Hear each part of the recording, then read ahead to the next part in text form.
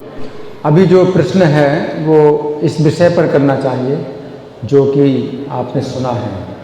अगर आपने सुना है तो उसका मंथन किया और फिर जो है आपके संशय हुए, और अगर आप दूसरा प्रश्न करते हैं तो फिर वो जो है विषय से अलग हो जाता है कि आपने ध्यान से सुना नहीं। तो आज के श्लोक पर हम चर्चा करेंगे।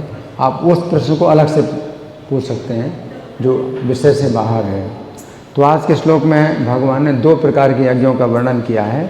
तो पहला यज्ञ है कि जिसमें हवन सामग्री हैं इंद्रियां, और अग्नि है संयम की, कि इंद्रियों का जो है जब कोई व्यक्ति संयम करता है तो इसका मतलब क्या है कि इंद्रियों को भोगने की इच्छा को उसने आहुति दे दी। किसमें? संयम की अग्नि में। तो उस इंद्रियों को नहीं भोग रहा है वो। हाँ, तो ये एक तपस्या है, इसको यज्ञ का नाम भगवान ने दिया है। और दूसरी प्रकार की जो हवन सामग्री है वो इंद्रियों के विषय हैं, और इनको जो है इंद्रियों के द्वारा ग्रहण करना, और उससे जो है फिर काम वासना ना पैदा होना।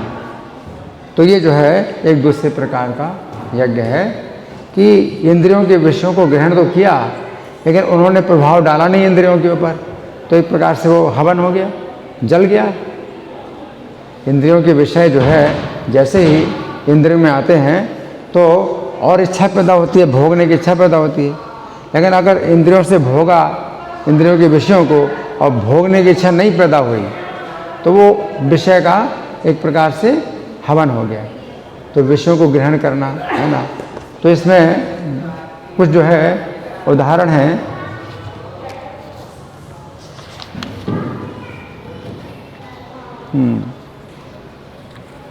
उदाहरण है वृंदावन के 6 गोस्वामियों का उदाहरण है। जो पहले प्रकार का यज्ञ है कि इंद्रियों को भोगने से रोकना, ये यज्ञ है। इंद्रियों को भोगने से रोकना, तो इंद्रियों का हवन कर देना संयम की अग्नि में। हम जानते हैं कि वृंदावन के 6 गोस्वामी अत्यंत धनी परिवार में जन्मे थे और अपने समाज में अत्यंत सम्मानित पद पर नियुक्त थे, परंतु उन्होंने श्री कृष्ण की प्रसन्नता के लिए अपने समस्त प्रकार के भोगों का त्याग कर वृंदावन में अत्यंत विरक्त जीवन अपनाया। वे अपने शरीर पर मात्र कौपीन तथा कंथा धारण करते थे। भोजन के लिए वे कुछ घरों से आटा मांगकर तथा उसमें जल मिलाकर बाटी तैयार करते थे तथा अग्नि में उसी को सेंक कर खाते थे, यहाँ तक कि वे उसमें नमक भी नहीं मिलाते थे। सर्दी तथा गर्मी का कष्ट सहन करते हुए वे श्री कृष्ण के तीव्र भजन में लगे रहते थे। उन्होंने निद्रा, भोजन तथा विहार इन सभी कार्यों पर विजय प्राप्त कर ली थी। तो यहाँ पर भगवान कह रहे हैं कि कुछ भक्तगण ऐसे भी होते हैं जो श्री कृष्ण की प्रसन्नता के लिए अपनी इंद्रिय तृप्ति की समस्त इच्छाओं का संयम रूपी अग्नि में हवन करते हैं, जिस प्रकार वृंदावन के 6 गोस्वामी करते थे। जिस समय श्रील प्रभुपाद के गुरु श्रील भक्ति सिद्धांत सरस्वती ठाकुर मात्र 3 वर्ष के बालक थे, उस समय एक बार उन्होंने श्री कृष्ण को बिना भोग लगाया हुआ आम खा लिया। उनके पिता श्रील भक्ति विनोद ठाकुर ने उन्हें प्रेम से समझाया कि उन्हें ऐसा नहीं करना चाहिए था। उस समय उस बालक ने अपने इस अपराध का प्रायश्चित करने के लिए ये व्रत ले लिया कि वो जीवन भर आम नहीं खाएगा। तो यहाँ पर भगवान कह रहे हैं कि कुछ भक्तगण अपनी इंद्रियों की भोग इच्छाओं का संयम रूपी अग्नि में उसी प्रकार हवन करते हैं जिस प्रकार श्रील भक्ति सिद्धांत सरस्वती ठाकुर ने जीवन भर आम खाने की इच्छा का प्रायश्चित रूपी अग्नि में हवन कर दिया। तो ये पहले प्रकार का यज्ञ है। अब दूसरे प्रकार का यज्ञ है कि जब कोई व्यक्ति विषयों को ग्रहण करे इंद्रियों के द्वारा, लेकिन इंद्रियों में वो भोगने की इच्छा पैदा ही ना हो, है ना। तो इसमें है श्रीमद् भागवत 6वां स्कंद अध्याय 17 श्लोक संख्या 2-3 में श्रील सुखदेव गोस्वामी कहते हैं कि राजा चित्रकेतु भगवान संकर्षण देव की कृपा से विद्याधरों के राजा बन गए और उन्होंने लाखों वर्षों तक श्री कृष्ण की महिमा का वर्णन करते हुए विद्याधर लोक की स्त्रियों के साथ समय व्यतीत किया।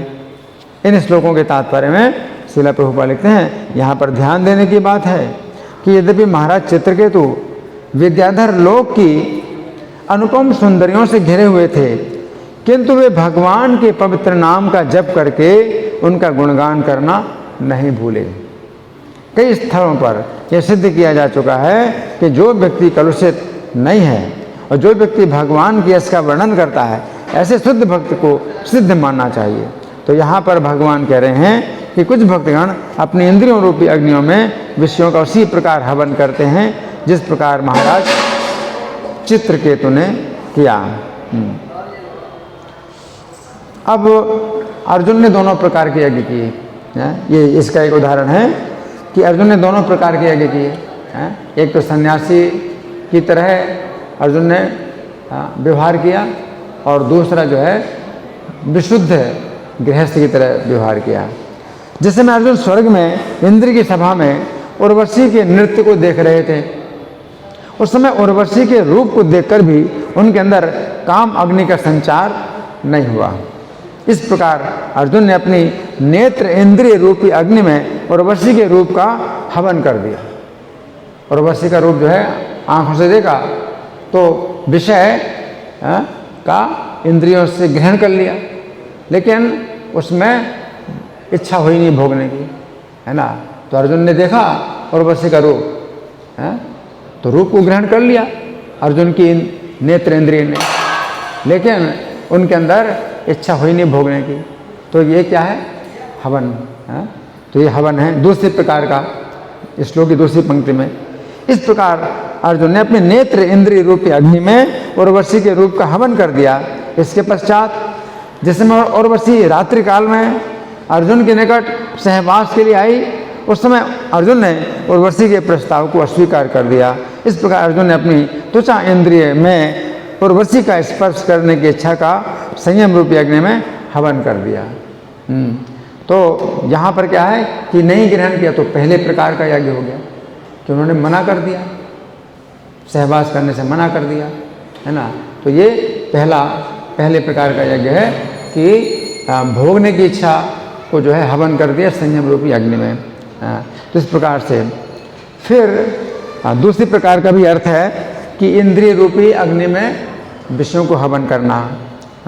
तो वो क्या है कि चैतन्य भागवत के मध्य खंड के 25वें अध्याय में वर्णन आता है कि एक दिन शुक्लांबर ब्रह्मचारी ने प्रभु पर, क्षमा करें, एक दिन शुक्लांबर ब्रह्मचारी पर प्रभु ने कृपा करने के लिए उनसे भोजन मांगा।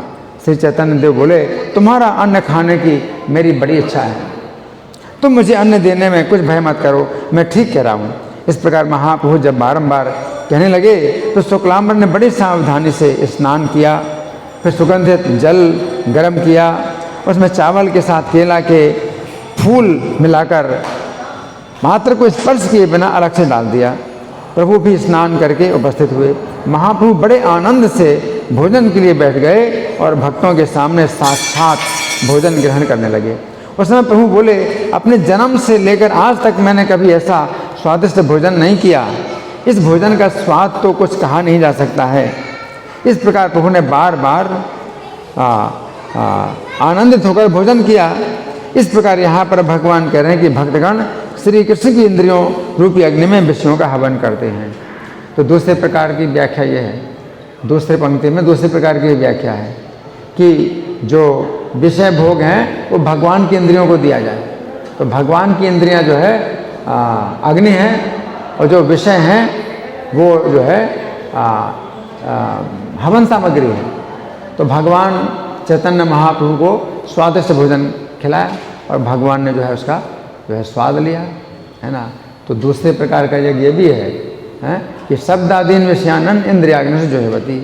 तो भगवान की इंद्रियों में जो है जब हवन किया जाता है विषयों का, है ना। जैसे गोपियाँ हैं तो गोपियाँ हैं तो ये भी जो है पांचों प्रकार के विषयों का हवन करती हैं भगवान की इंद्रियों को, हैं। जिस समय श्री कृष्ण गोपियों के साथ रास नृत्य करते हैं उस समय गोपियाँ श्री कृष्ण की पांचों इंद्रियों रूपी अग्नि में पांचों प्रकार के विषयों यानी शब्द, स्पर्श, रूप, रस, गंध का हवन करते हैं। तो श्री कृष्ण को जो है अपना सुंदर रूप प्रस्तुत करती हैं, तो भगवान के नेत्रों की अग्नि में अपना रूप का जो विषय है वो हवन करती हैं, प्रदान करती हैं, रूप प्रदान करती हैं अपना। स्पर्श, तो भगवान की त्वचा इंद्रिय को अपने शरीर का स्पर्श प्रदान करती हैं, तो ये भी हवन है ना।